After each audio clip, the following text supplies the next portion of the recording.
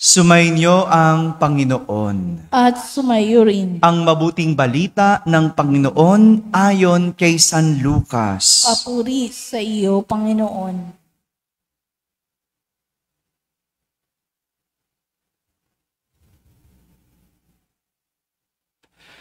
Dumating noon ang ilang Pariseyo. Sinabi nila kay Jesus, "Umalis ka rito, sapagkat ibig kang ipapatay ni Herodes." At sumagot siya, "Sabihin ninyo sa alamid na iyon, na nagpapalayas ako ngayon ng mga demonyo at nagpapagaling. Bukas ay gayon din. Sa ikatlong araw, tatapusin ko ang aking gawain. Ngunit dapat akong magpatuloy sa aking lakad ngayon, bukas at sa makalawa, sapagkat hindi dapat mamatay sa labas ng Jerusalem ang isang propeta. Jerusalem, Jerusalem, pinapatay mo ang mga propeta at binabato ang mga sinugo ko sa iyo. Makailan kong sinikap na kupkupin ang iyong mga mamamayan, gaya ng paglukob ng isang inahin sa kanyang mga sisiw. Ngunit ayaw mo. Kaya't lubos kang pababayaan. Sinasabi ko sa iyo, hindi mo na ako makikita hanggang sa dumating ang oras na sasabihin mo, pagpalain nawa ang dumarating sa ngalan ng Panginoon." Mga kapatid, ang mabuting balita ng Panginoon. Pinupuri ka namin, Panginoong Jesucristo. Umupo ang lahat at makinig sa homilya. Magandang umaga po sa inyong lahat. Magandang umaga sa mga nasa barangay, sa mga nasa tahanan na nagsisimba via online at sa lahat ng nasa abroad. Kasama kayo sa aming banal na pagdiriwang dito sa ating parokya. Ngayong araw na ito, narinig natin sa Ebanghelyo na may ilang Pariseyo ang lumapit kay Jesus at nagbigay ng babala habang siya ay nagtuturo. Ang sabi nila, "Umalis ka rito, sapagkat ibig kang ipapatay ni Herodes." Tinutukoy nila si Herodes na nagpapatay kanino? Hindi, kay Juan Bautista. No? 'Di ba? Naalala niyo yung kwento? Oh, yung nagpapatay kay Juan Bautista, yung nagpapugot ng ulo, hindi ba? Ngayon naman, si Jesus ang puntirya. Ang sabi, "Umalis ka rito. Ibig kang ipapatay ni Herodes." Sa unang banda, sa unang pakikinig, parang may malasakit ang mga Pariseyo kay Jesus. No? May malasakit kasi pinaalis siya para iligtas. Iligtas sa sinasabing pagkamatay. Dahil ipapapatay siya ni Haring Herodes. Pero tingnan muna natin. Tingnan natin at suriin. Tingnan kung meron ba talaga itong basihan. Una, wala namang kasiguruduhan na sinabi iyon ni Haring Herodes.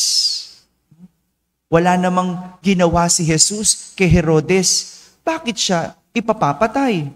Wala naman siyang sinasabing masama. Ganon din, wala siyang sinasabing kakaiba o hindi maganda sa asawa o inaasawa ni Herodes. Hindi ba? Kaya lang naman na ipapatay itong si Juan Bautista kasi siya ay nangangaral.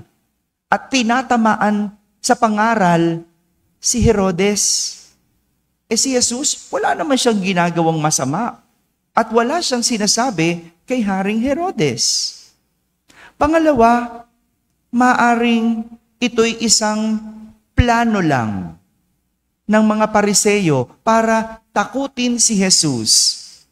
Kung matatandaan natin, kontrabida naman talaga. Kontra naman talaga ang mga Pariseo kay Jesus. Kaya maaring tinatakot lang nila at ginagamit ng mga Pariseo si Herodes para takutin si Jesus. At pangatlo, maaring nais lang ng mga Pariseo na patigilin o patahimikin si Jesus sa kanyang ginagawa.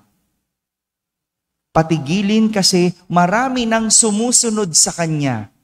Patahimikin kasi marami nang naniniwala sa kanya. Mabuti na lang, alam ni Jesus ang kanyang misyon. Alam ni Jesus ang kanyang sarili. Mabuti na lang, alam ni Jesus ang kanyang ginagawa. Kaya nga, ang sabi niya, kailangan kong magpatuloy. Ngayon, bukas, at sa susunod na mga araw. Dahil imposibleng mamatay ang isang propeta sa labas ng Jerusalem. Para bang gustong sabihin ni Jesus, kahit patayin ninyo ako, hindi ako titigil. Kahit pigilan ninyo ako, hindi ako magpapaawat. Kahit anong sabihin ninyo, hindi ako mapapatahimik. Kasi malinaw sa akin ang mabuting ginagawa ko.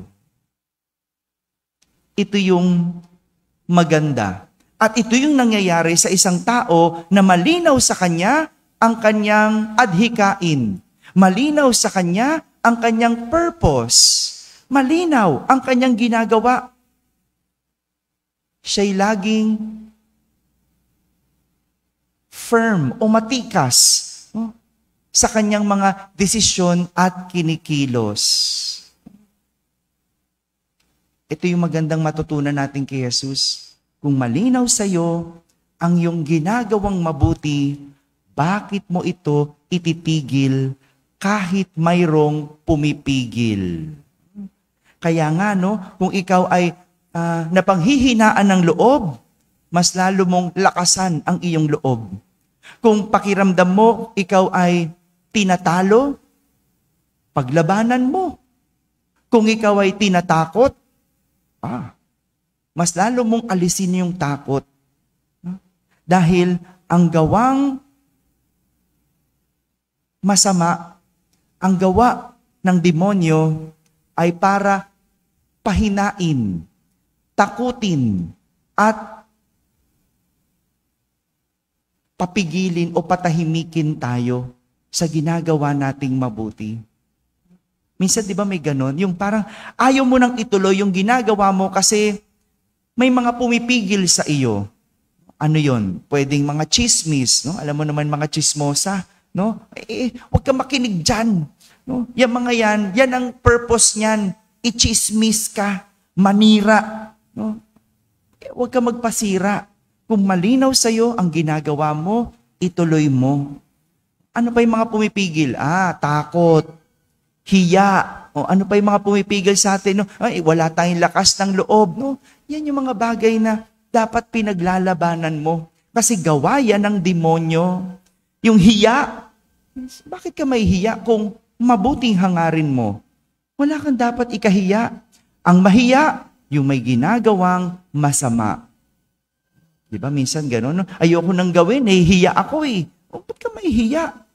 Kung yan ay para sa ikabubuti mo, ikauunlad mo, ka na mahiya. Yung hiya, alam mo, nasa isip lang yan.